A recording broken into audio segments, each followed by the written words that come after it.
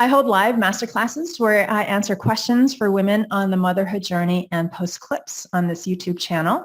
Click the link in the description below to join my email list to find out when they are. Today's question is, I am older. My uterus had to be removed.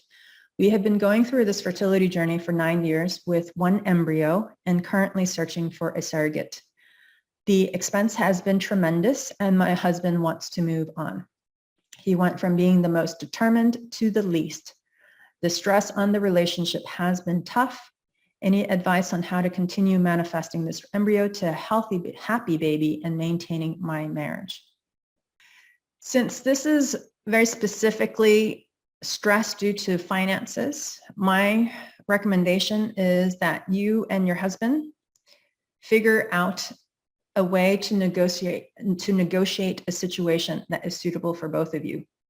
Money is one of the top 3 reasons why marriages fail, period. It might be that you look for another way to finance your fertility treatment so that it's not coming out of your joint account. And I know many women who do this where they pay for their own fertility treatments. You could possibly ask for help from family. I know of people who have been able to do that successfully. Their family had been more than willing to support them in that process. So that might be an avenue. Finding a way to add a new income stream. This is going to be a lot easier if you have your own business. My friend actually wants to have a boob job, and that cost $15,000. So she set her goal to earn that money because she didn't want to use her family finances for it. And so she made that amount within 1 week of setting the intention by offering a program in her business.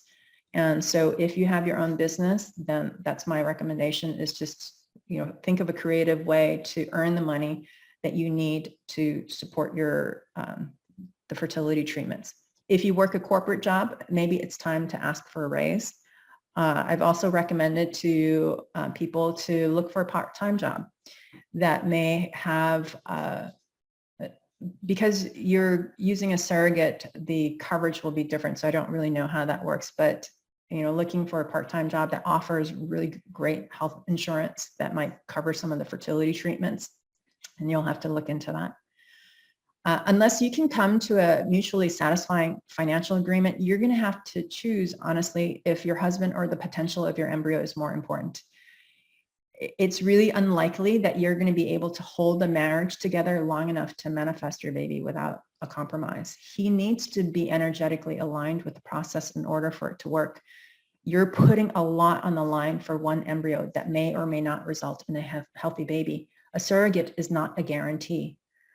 And so the thing is, if you have an otherwise strong marriage, and he sounds like a great guy because he was so supportive in the beginning, I don't recommend putting so much importance in one embryo who is not here when you have a wonderful husband in front of you. You want to be present to the blessings that you already have in your life. So I don't recommend that you allow your desires for a future that hasn't materialized to jeopardize the happiness that you can currently experience. There's nothing wrong with wanting more, but don't sabotage what is working right now to reach for something that isn't probable. Relying on one embryo isn't probable. And I have always said not to put particular importance in one cycle. And a lot is getting sunk into one embryo. And that's a lot of pressure to put on yourself and to put on your marriage. And so you're going to have to evaluate what is going to be more important for you.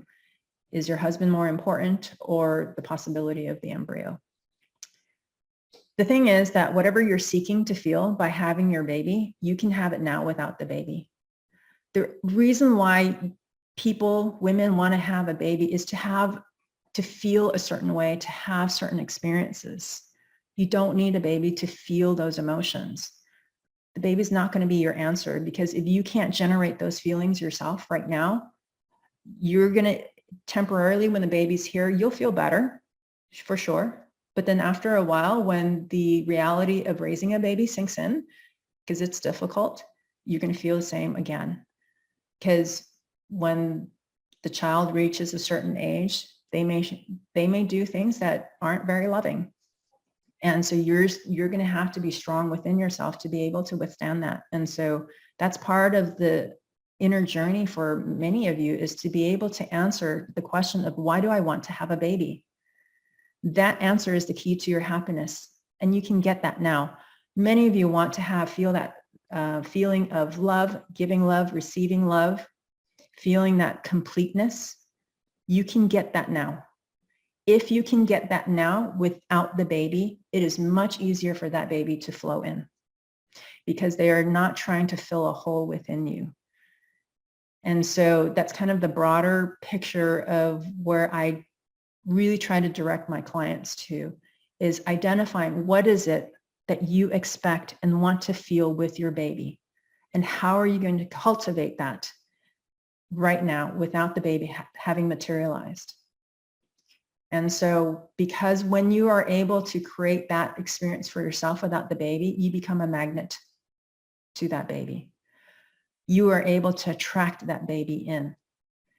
When you think about like dating relationships,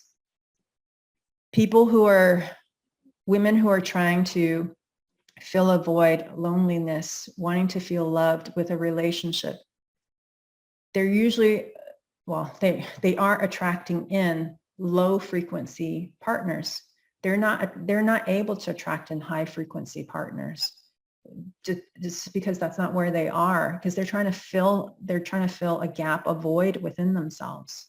So the key to finding a high frequency partner is for you to raise your frequency so that you can meet and attract that partner within yourself.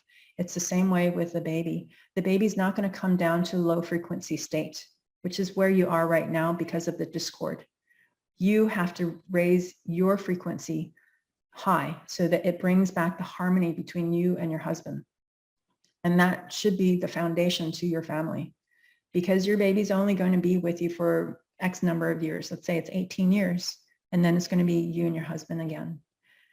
And so that is the core of your family. Your job as a parent is really just to make sure that they don't kill themselves from, exposure to the elements, and they don't starve of nutrition, die of starvation.